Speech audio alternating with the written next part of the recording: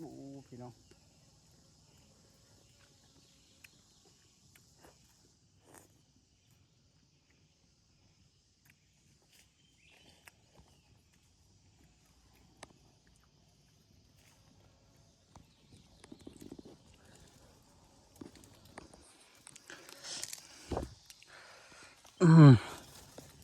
นี่แหละหมักพาง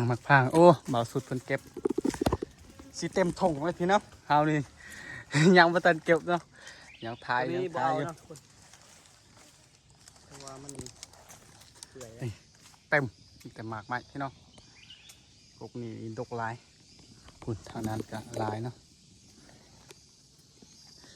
ติดเตายาวเลย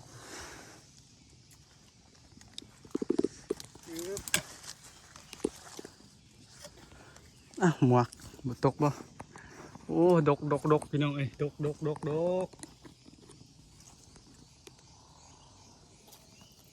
อุ้ยหล่นหมด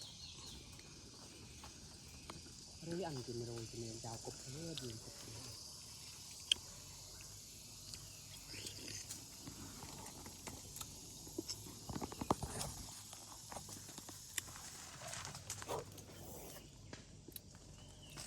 เก็บก่อนมันเริ่มแดดแล้วเนาะเดี๋ยวเขาจะเมื่อยก่อนเนาะเมื่อยก่อนเวลานี่ยังบ่ได้เลยคนตื่นเลยเขาป่าอาจจะหุ่นไปขออนุญาตเก็บหมากไม้ก่อนพี่น้อง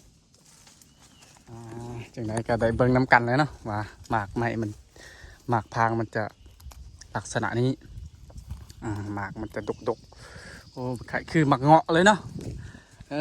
จังไหนก็หอดหญ้าหมากเงาะอีกอย่างอีกเดือนหนึ่ง